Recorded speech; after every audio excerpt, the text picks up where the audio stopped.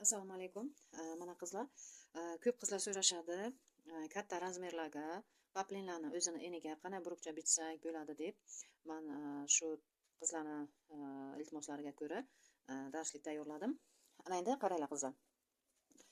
Mana bu bizaga buklov matoyimiz, o'sha paplin matosi.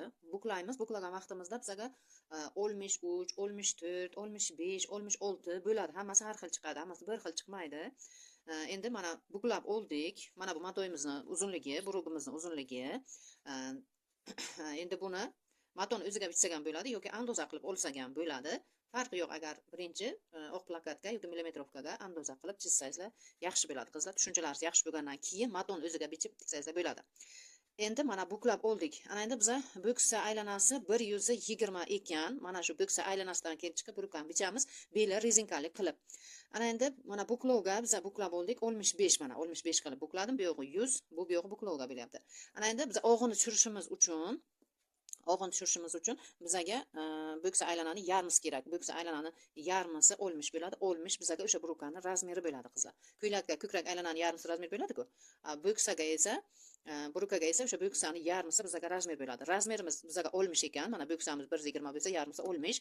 60ni 2 ga bo'lamiz og'ini tushirishimiz uchun. 60ni 2 ga bo'lamiz. Bu hamma razmerlarda shunday bo'ladi qizlar. 60ni 2 ga bo'lamiz, 30 bo'ladi. 30 ga 2 ni qo'shamiz doimiy son. 2 ni qo'shsak 32 bo'ladi. Ana endi yuqorisidan biz bu yoqqa 32 tushirib olishimiz kerak. Mana 32 qilib tushirib olamiz. Mana 32 bu yoqdan ham 32. Buni chizib olamiz. Bizaga aniq bo'lishi uchun bu mana. Mana chizib oldik 32 ni. Ana endi biza og'ini chizishimiz uchun mana bu old tarafini bu yoqdan qo'yamiz, orqa tarafini bu tomondan qilamiz. Endi biza mana bu old tarafini og'ini chiqarishimiz uchun mana shu bo'ksa aylanani yarmisi bor-ku, 60. 60ni o'ngga bo'laymiz, 6 bo'ladi bizada.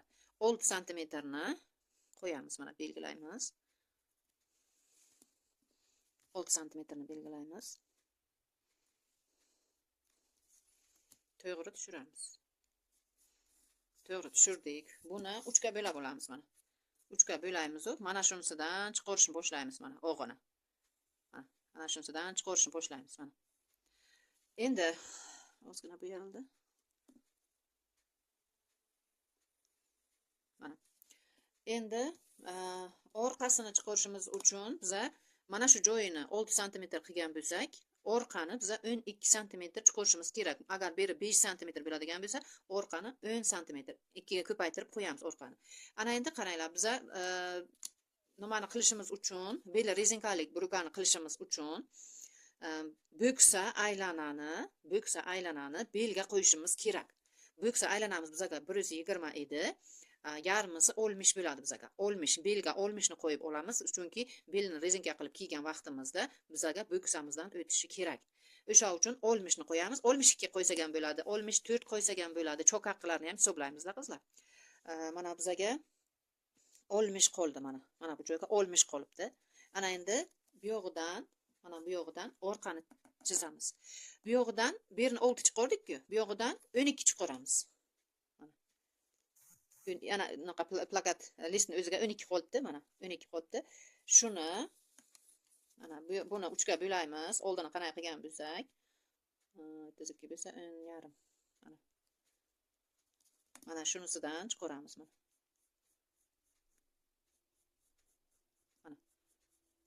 Mana bu bizaga og'i, mana chiqardik og'ini. Chuqurroq bo'ladi bu.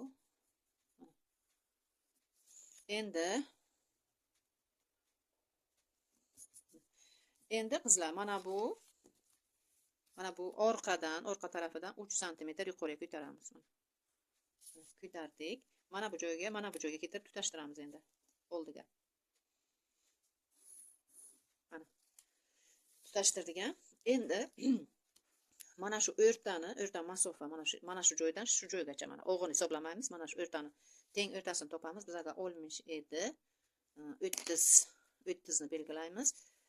Keyin mana bu joydan, mana bu boshidan biracha o'lchaymiz. Qanday chiqdi bizaga? 36 ekan. Mana bu matomizni boshidan o'lchaymiz. 36 chiqdi.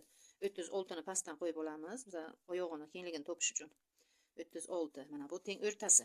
Ana endi 20 sm xohishga qarab bu ham mana 20 sm bu tomonga qo'yib olamiz. 21 sm bu tomonga qo'yib olamiz. Chunki bizda orqasi kengroq bo'lib keladi. Og'i ko'proq chiqqanini hisobiga pasti ham kengroq bo'ladi. Bu yog'ini 20 oldik, bu yog'ini 21 oldik. Endi mana bu bilan buni og'i bilan oyog'ini tutashtiramiz.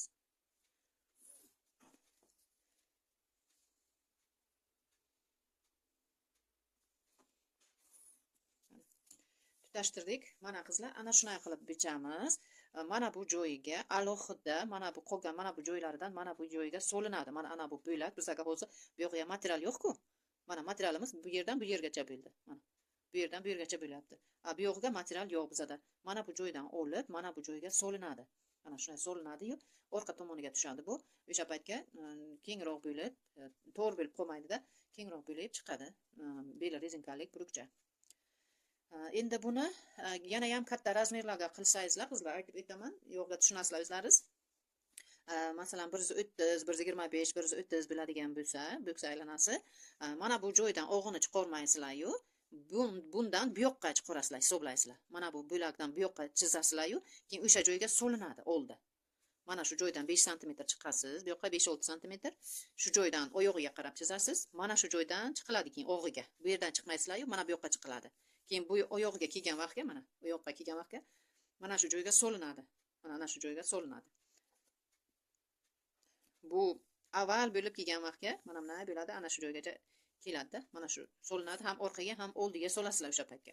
Hozir faqat orqaga bo'lyapti-da. Agar bo'ksa aylanasi kattaroq bo'lsa, shunday qilsangizlar bo'ladi. Ham orqaga ham oldiga solib qilsangizlar bo'ladi. Bir tarafiga bunday solaman desangizlar, pastgacha tikish tushib ketadi. O'sha uchun ikkita tomoniga solinadi og'iga. Mana qizlar, katta razmerdagi bo'ksasi 120 bo'lgan klientlarimiz uchun paplindan burukcha bichilishi ana shunday bichiladi qizlar. Hammalariga omad tilayman. Albatta, shunday qilib bichib, tikib ko'ringlar qizlar.